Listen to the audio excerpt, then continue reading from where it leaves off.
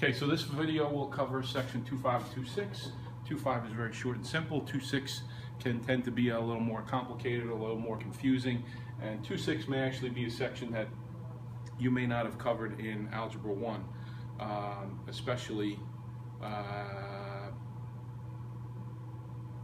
you probably may not have covered it. Scatter plots. So when a bunch of X, Y data points are graphed, so data usually doesn't line up perfectly. Data, right? Not linear equations, but just data. Data points from chemicals, chemical experiments, from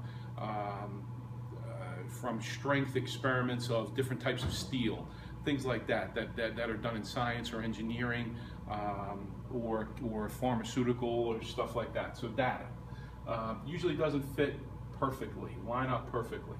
So a line of best fit is if points sort of line up, you can come up with an equation that goes through the middle of them. So it represents the average of the data by going through the middle.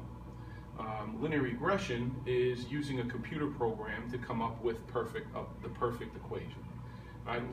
Computer program, well, you know, these TI 83, 84, 89 calculators, those are actually computer programs, so those can do this as well. Okay, so the simple part of this, scatter plot correlation. Okay, these points, you know, they group up. The way they group up here is they group up in a direction that's going up. It's going in a positive direction, right? Sometimes I call this a hot dog. If it's lined up like a hot dog, then it has correlation. So the correlation of this is positive correlation. All right, these points are lining up going down.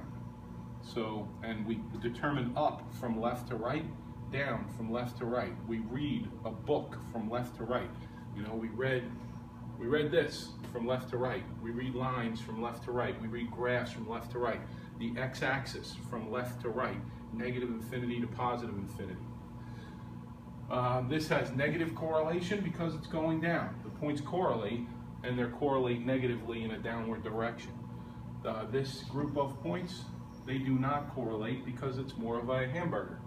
So hamburger or hot dog, right? You're doing this over the summer, so there should be some barbecues involved. Hamburgers and hot dogs, if it's a hot dog, they line up.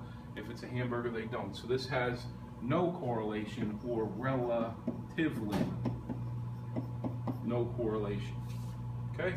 And then the line of best fit.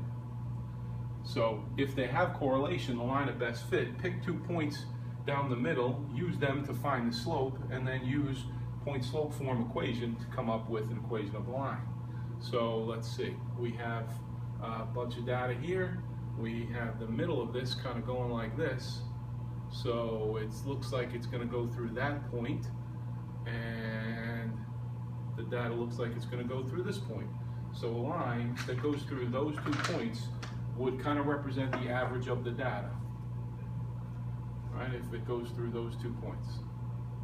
Okay, so this would be 1, 2, 3, 4, 5, 6, -7, -1, and this would be 3, 1, 2, 3, 4, 5, 6, 7, 3, 7. So you use those 2 points and come up with a linear equation. Over here, you might use this point and this point, but we're just going to do one example of that. So -7, -1, and 3, 7. -7, -1, and 3, 7. So if the line goes through those 2 points, first pick the 2 points, use them to find the slope.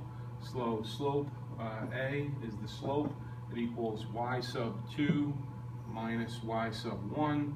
So 7 minus -1 over x sub 2 minus x sub 1, 3 minus -7. I like the way that works out, where it's minus a negative, which becomes plus. 7 plus 1 is 8. 3 plus 7 is 10. So the slope is 8/10 or 4/5. Okay? And then you can actually, I don't know why that line was there. I can't remember why I did that. So you can actually use point-slope equation.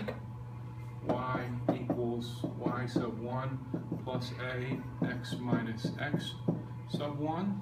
Right, so a is the slope of 4/5, and you can use either point. I'll take the positive point of 3 7 in for x sub 1 and y sub 1. Right, this is supposed to be minus. Okay, so then you distribute and combine like terms. Y equals 7 plus 4/5 x, and 3 times 4/5 would be 3 over 1, so it's negative 12/5. So you need a common denominator to be able to combine these like terms. So you need a 5 denominator there, so you multiply by 5 and multiply by 5, so that would be y equals 4/5 x plus 35/5 minus 12/5. The 35/5 comes from there, the 12/5 comes from there. So y equals 4/5 x. 35 minus 12 is 23. Sometimes I might make little mistakes with this along the way. You'll get used to it, and we'll talk about them probably in class and whatever else will happen. The other way you could do it is you could use y equals ax plus b. Remember the discussion about a, I don't use m. So 4/5 is the slope. Right, we're here, that's slope-intercept form, there's the y-intercept, right? We don't want to just copy it because you don't want to do both ways, you only don't want to do one. So then where do you go from there? Well, you can take either point and plug it in for x, y, so we use 3, 7, so let's plug in 3, 7. Okay, the point is 3, 7, not 7, 3. This is the x-coordinate, 3 is the x-coordinate, y is the 7 is the y-coordinate. What I've seen many times is somebody put the first coordinate in there, and it's the x-coordinate, so you don't plug it in for y. So 3 times 4/5. So we end up with the same math. Y7 equals 12/5 plus b. All the same numbers is what's going on in here. So we're just finding b. So you're going to need a common denominator here. Again, multiply by 5 because we're going to subtract 12/5 from both sides. Right, and that's the same thing that is happening right there. Subtract 12/5. So 35/5 minus 12/5 gives you the same.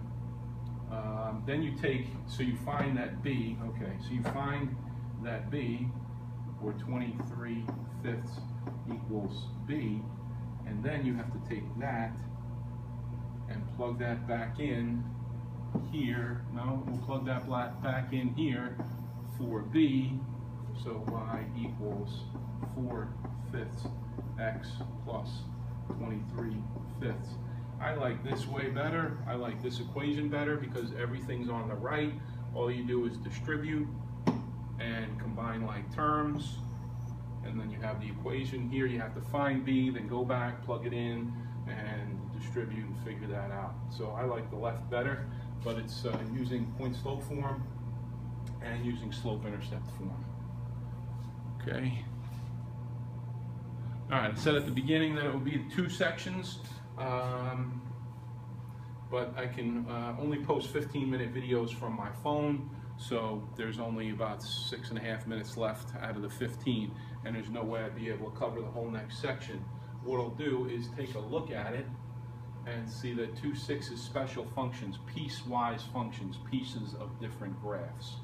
So here, y equals x minus 2, y-intercept of -2, and a slope of 1.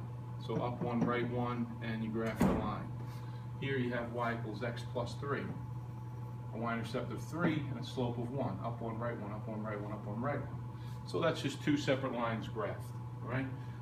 Piecewise functions is pieces of different graphs put together. So what's the piece?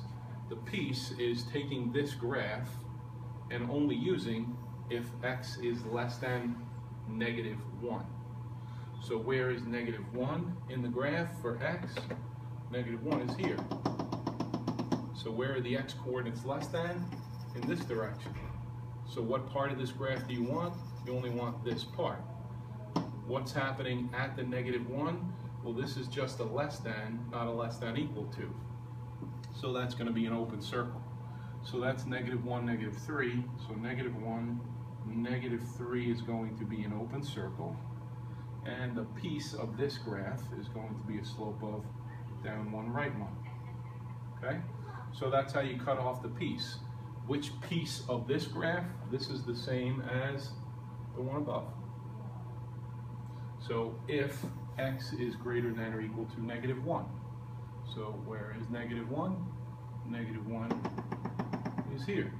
So greater than, where the x is greater than? They're greater than in that direction.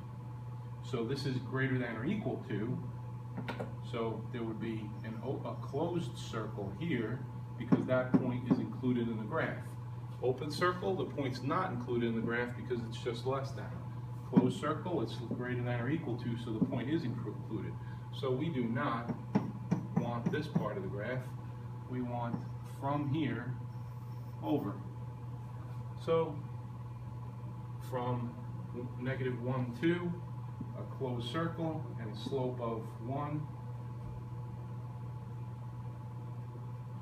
All right, so these two together are a piecewise function. All right, so then you place them together on a graph, and this is this and this combined to one function. Just checking my time on the video. So f of x, a function of x, these two graphs of functions. So I take a look back up here, -1, -3, and then a slope of down one, right one. That one was in red, -1, -3, and then a slope of 1.